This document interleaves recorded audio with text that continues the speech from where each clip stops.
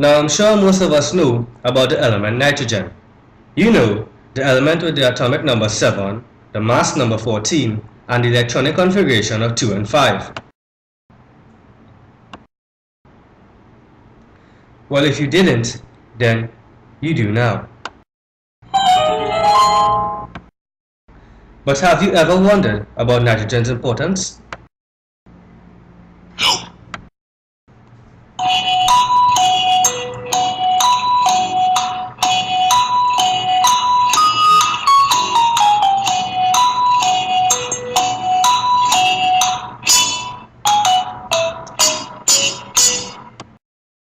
Well, let's answer your burning question. In our planet, nitrogen gas makes up 78.08% of our atmosphere. This may seem like a lot, but in terms of elements present on Earth, nitrogen has one of the lowest values. However, in our universe, nitrogen is the 7th most abundant element. Now, most of us are familiar with the nitrogen cycle. This is how nitrogen is normally managed throughout our ecosystem. Atmospheric nitrogen is converted into ammonia by nitrogen-fixing soil bacteria. Ammonia is then converted into nitrites through nitrification. Nitrifying bacteria then converts nitrites into nitrates. These nitrates are absorbed by plants, which are eaten by animals. The waste products from these animals are broken down by decomposers into ammonia. Denitrifying bacteria converts nitrates in the soil back into atmospheric nitrogen, thereby completing the cycle. And these are some of the ways in which we as humans utilize nitrogen: in manufacturing steel, for house and land, pressuring of tires for vehicles, so you don't run off the road, and as an inexpensive alternative for argon light bulbs, so you could study in the light. But what about the way our body utilizes nitrogen? Nitrogen makes up 3% of our body. Only? But it is the 4th most common element in our body. And only 3%? Why is this? Well, nitrogen is present in amino acids, and amino acids together form polypeptides and in turn proteins. Proteins comprise of DNA, RNA, and even enzymes. Enzymes? Yes, enzymes, the catalysts in our bodies that are the basis of all life. So, if these proteins which contain nitrogen are so important, how do our bodies obtain these proteins?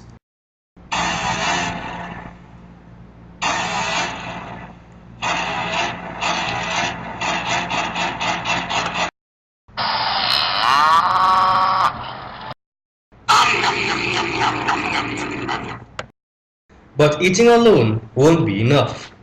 Our bodies must be able to digest these proteins. Digestion of these proteins is done by our body through the process of protein digestion. Protein digestion occurs in two ways: through the digestion of dietary protein and the digestion of cellular protein.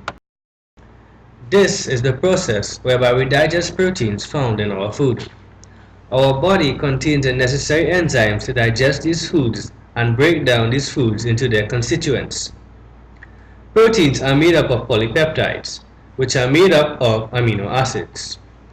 When food enters the stomach, the proteins are broken down by pepsin into polypeptides and amino acids. This is further broken down by enzymes such as trypsin and chymotrypsin into oligopeptides and amino acids. Oligopeptides are smaller forms of polypeptides. These products are then carried through the small intestine, being broken down by tripeptidases into amino acids. These amino acids are then sent to the liver. The digestion of cellular proteins occurs within the cells of the body.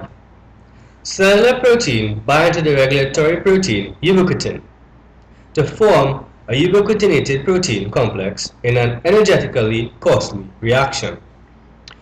The ubiquitin causes the complex to be recognized by systolic proteasomes.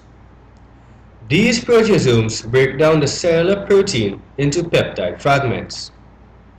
The ubiquitin is then recycled to bind with more cellular protein.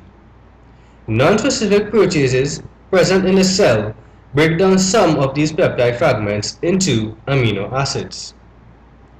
The alternative process involves the peptide fragments being broken down by lysosomal complexes into amino acids. These amino acids are converted into new protein complexes within the cell. If these amino acids in our body are being recycled and we're consuming protein in our food, then what happens to the excess nitrogen in our bodies? Well, our bodies go through the process of biological nitrogen fixation. This process involves excess nitrogen being removed from the amino acid through oxidative deamination. This nitrogen requires 8 electrons, 16 molecules of ATP, and 16 molecules of H2O to produce 2 molecules of ammonia along with 1 hydrogen molecule, 16 ADP, 16 phosphate ions, and 8 hydrogen ions.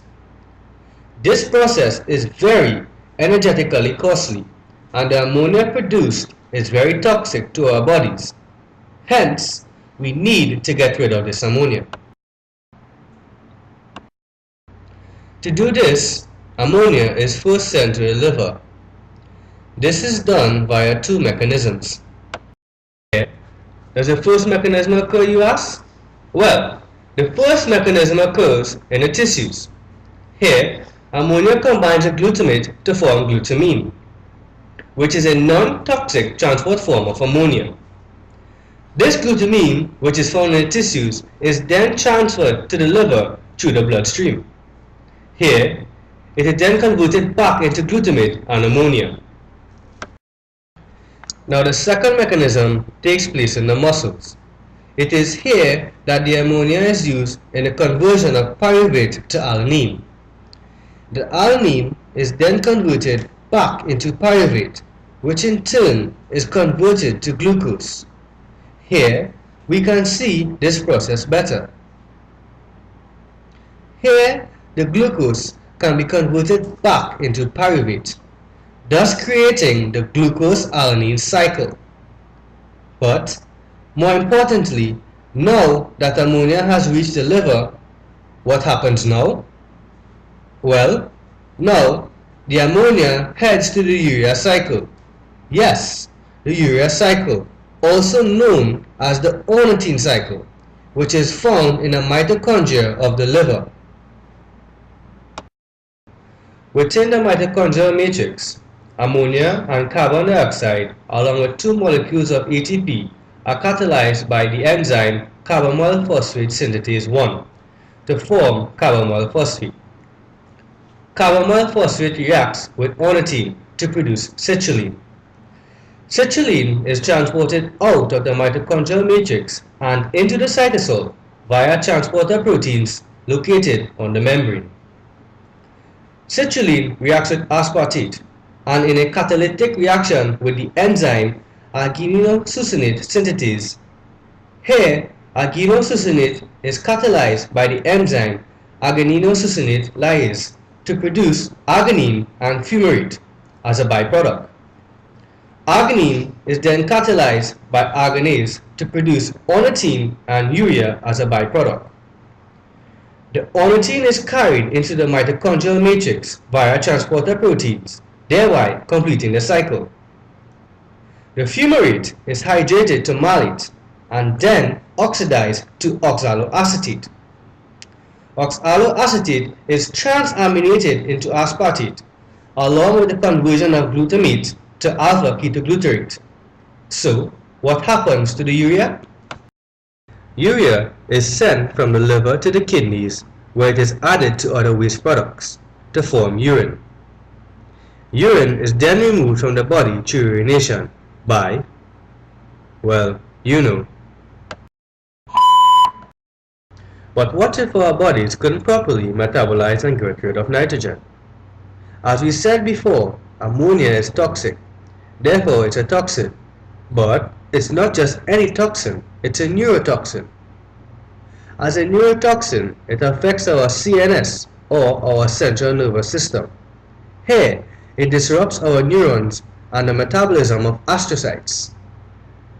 This can lead us to developing symptoms such as obsessive compulsive disorder, severe liver dysfunction, and can eventually lead to death. Well, we hope you now understand the importance of nitrogen, as well as its function in our bodies.